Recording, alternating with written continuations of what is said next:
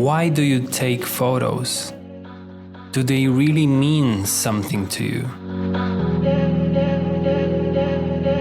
Can you express your happiness, joy, solitude, or pain?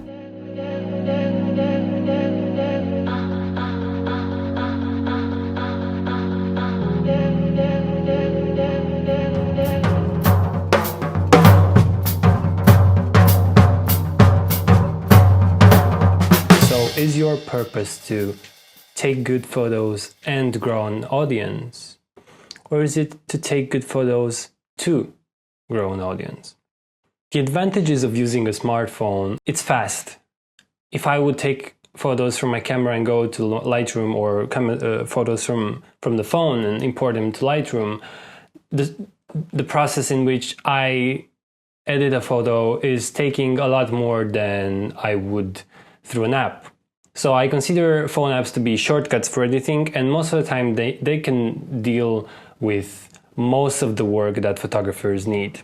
Unless it's a print, your phone can easily edit every photo you have. I tried most of the photo editing apps, stuff like Adobe Lightroom, Instagram Zone editing tool, VSCO, Afterlight, and in the end it all stands to one thing, and that's how you interpret the image, how you interpret the image's colors. And for that, I'd like to talk about LUTs and what LUTs are. So a LUT, or a lookup table, is a kind of layer which interprets your image's colors in a certain way, on top of which you add your own settings. And this kind of LUT is usually what you use with all editing apps, which apply one kind of filter, like a retro filter, or one which imitates some kind of film look. And on top of that, you add your own editing tool. Today, I would like to go with you through 3 different images, and I will show you how I usually deal with color correction. So because I'm referring so much about the LUT itself, there is one app which deals with this kind of stuff as good as possible and for free, so you don't have to pay anything. I think most of the apps do offer, an extra VIP premium package you can buy to get more, but I think the base stuff, which is usually free, is actually the best stuff they have. The best editing app for me is Darkroom. Let's take one. All these images are taken with my iPhone. It's an iPhone SE. So let's go with this one. So it's not a very contrasty image. It doesn't have any kind of blown out or underexposed areas. So you can pretty much deal with a lot of information here. You have a lot of space to add or subtract. So let's see the free LUTs that Darkroom is offering. I think it has 5 or 6. No, it has more. It's like 10, almost 10 LUTs. Let's see. So the first one. You see how the actual colors, the hue of the colors change whenever I'm selecting a different preset. It just changes the mood of the image without destroying what is there.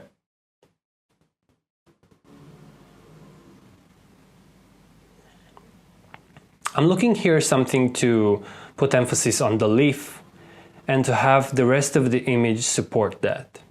I'm not trying to make it pop, I'm trying to make it part of the image. So let's go again through it. Another advice I think you should know is the people who deal with color correction, they tend to not work more than 20 minutes on a grade and then they take a break. So if you're editing a high volume of pictures, you should take a break after each one, just because your eyes get used to these colors and then you tend to push it, you tend to oversaturate your images, and then when you go back to your image, you'll see that it's something which you may not be pleased with. Alright, so back to our image. Okay, let's see. Let's go again through the LUTs. I'm just going instinctively. It's nothing, just searching to see which LUT is not too much and I could start with and maybe add even more. I know I want something which is more contrasty, and I'm not gonna go black and white, even though it looks pretty good, right? But even though the contrast is pretty decent because it's a good exposure, you're not really attracted to look in any kind of direction. So let's go, I think maybe let's try going with this one. I think this one is pretty good. In comparison with this one, with the first one, I think the colors are a bit, the greens seem to all be the same tint and color, so this one gives me more levels of colors. Okay, so let's go in the editing itself. So first of all, I usually like to start with the colors before going into darkening or boosting up the shadows. So I'd like to see, by changing the temperature, how I influence the mood of the overall image. So I'll play with the temperature a bit, just slide it through and see how that influences my image. I know I want something which is maybe in the middle. I don't want to go through it being too cold or too warm. Maybe something which is here in the middle, which is actually, I think, 0. And then the other thing, which I think a lot of photographers don't even use, is tint. Tint is so important. Tint is actually the hues of your colors. And just as at a very basic level, because you're not actually going in specific colors and changing the hues of those, you're just referring to all the colors in the image. You're just adjusting a bit into a different kind of hues. So let's see how that changes the image. I think adding a bit of magenta next to the green is really creating a nice contrast. And green with magenta, green with purple, they work perfectly. So I think that could work as a start for our image. Next thing is, let's see the saturation. I usually like to start with saturation and then add my vibrance. So just because it sets the true quantity of color, and then vibrance, I think it just adds that to its feathers, the feathers of the colors. So not too much. I'm just pushing it to see, the differences. And let's see with the vibrance how that changes the image. Maybe reduce a bit of the saturation. Yeah, maybe a bit more. Okay. And now I will see how I can play with the exposure itself and the contrast. So because I'm not necessarily going into a fixed direction, I want to see how the image reveals itself. That's why I'm usually playing with a slider and seeing where, just where my finger will stop intuitively, where it feels like it's alive. And just give yourself time to play with the brightness and the contrast. And as you add contrast, the saturation will be more visible. So I would suggest, continue playing with the saturation, maybe reduce it a bit, maybe it's too much, play with it again, play with the sliders. It's all just a game of intuition. There's nothing more than that. And now I can start seeing how highlights affects my image. I think, adding a bit of highlights is creating more contrast on the leaf, so that's pretty good. The shadows themselves, I'm going again to see this is too much contrast, and then I'm raising it up when I feel like I should stop is maybe here. Go back, and then usually I'm adding a vignette. So first of all, I'm adding a vignette to see where I go, and then fading actually reduces a part of the contrast. Using fade in combination with vignette, I think is really efficient. Is a really efficient way to deal with the overall reduction of intensity, overall reduction of light on the edges of the image. So it can affect the image. That's why I'm using fade. As you can see in this case, if I'm reducing the fade to 0, but I still want to use the vignette, just by raising it a bit, the fade level, I'm getting something better. And then of course the sharpness, and that's why I really love this app, because it uses a different type of sharpness than Instagram, for example. Instagram is using like a very fine type of sharpness, and the radius of it is almost 0. And Darkroom is pretty nice that the radius itself, it doesn't necessarily accentuate only the fine edges, but even the ones which are more rounded or more open, and it gives just a more natural, almost print-like quality.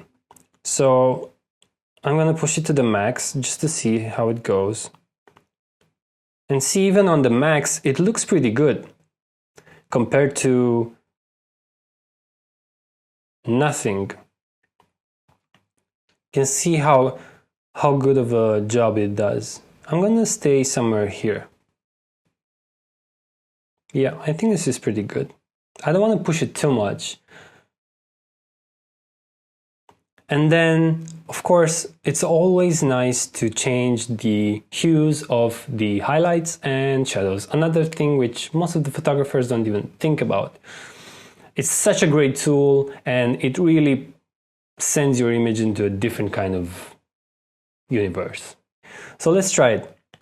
First, I'll add half amount and just go through colors and see how those highlights, if I change the hues of the highlights from yellow to green, it changes the mood of the image. It still does up to the end. You know, just give yourself time. Where does the instinct drive you? If it's too much, then just put it a quarter.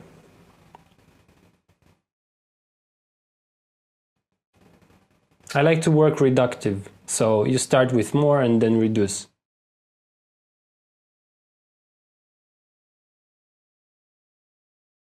Maybe something like this. So add a bit more yellow. The overall image looks pretty good.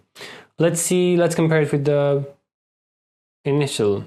Let's compare it with the initial image. This is the stock. This is the edited. Stock, edited. Okay, so again, let's choose a LUT. See how much it changes just by going in the LUT. It already changes everything from your image, rather than going here and starting and adding contrast and going in temperature and going in maybe tint and vignette, sharpness.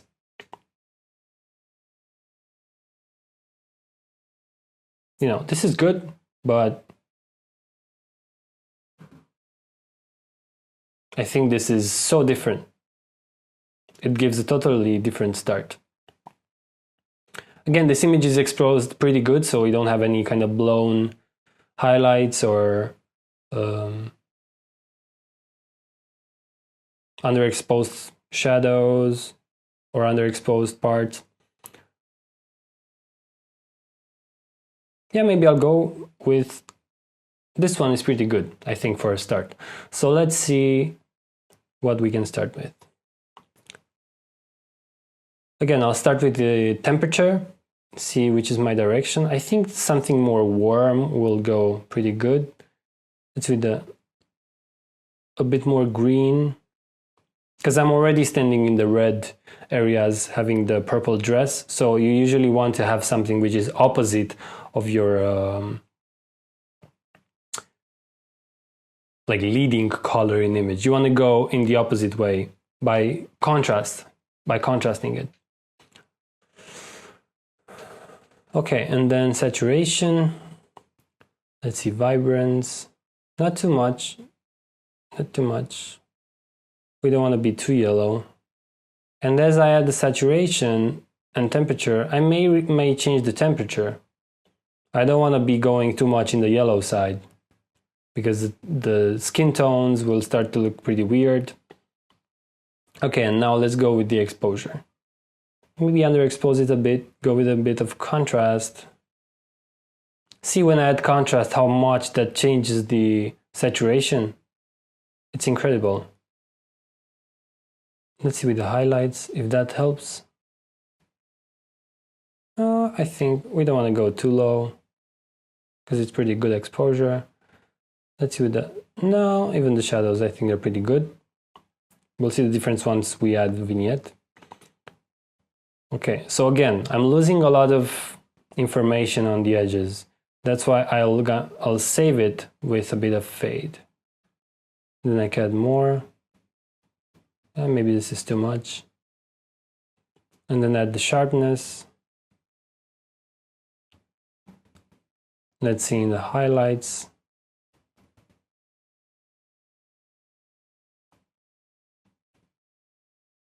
I think some green would look pretty interesting.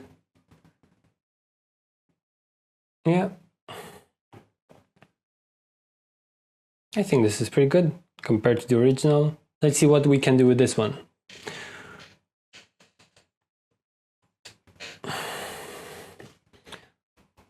Oh, this looks pretty good. Pretty good, almost like a painting. Oh, what a good photographer I am. No, it's just a lot, I'm kidding.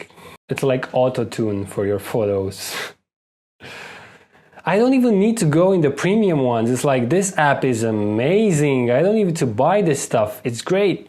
Like, it's asking me to buy curves and like specific hue for each color. I don't need that. This app is amazing in its free state. Let's start with this one. So immediately, because it's so underexposed, I would like to raise the shadows and see how that changes the stuff around. I'm just gonna go to max just so I can have a sense of the overall temperature of the image. And then I'm gonna go back. So let's see, I see the dominant colors. As you go with temperature, you realize also what the dominant colors are. So we have orange and blue. They work really, really well together.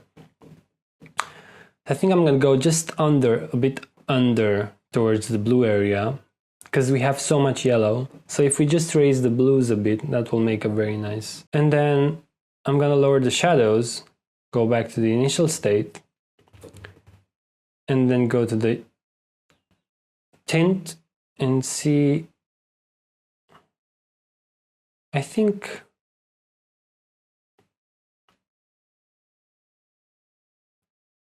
and now I'm going to the tints and seeing which direction, maybe a bit more green. Yeah. And then reduce the shadows. Let's add a bit more saturation and some vibrance. Let's see if I change the tint now. Yeah, maybe change the tint a bit, the temperature. Yeah, still go to the blues, maybe raise the vibrance a bit.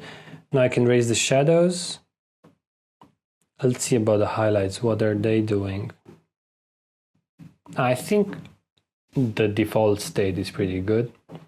Gonna raise the brightness maybe just a bit so I can actually add a bit of contrast. And a bit of vignette, which will have the same effect, darkening the image. So I add a fade to save that, but not too much, because then you start seeing that there's lack of information on left and the right side of the image. So we don't want to end up there. We want to stay just above that line, just a bit above the line. And then add some sharpness. Sure. Doesn't matter in which order you do these steps, just try to do it intuitively. This is just my way of doing it, so you have to find your own way. And then let's see how we can maybe create a kind of complementary, or try to create a contrast in the red with another color. I think somewhere in between yellow and green will be perfect, just to add a bit more orange. Just add a bit more difference in the whole orange spectrum of the image. Yeah, I think this looks pretty good. Compared to the initial state, yeah, it's pretty good. I hope you enjoyed this video. It's not really a tutorial or a course. It's just showing how I usually edit my iPhone photographs. What you have to remember is there is no correct way to do it. I'm just hoping that by showing you how I do it, I will inspire you to try it yourself and maybe find a way which is your own. If you did like this video, however, I invite you to like and subscribe it. And that really counts because it's a way of me understanding that you are interested in what I do. So I thank you.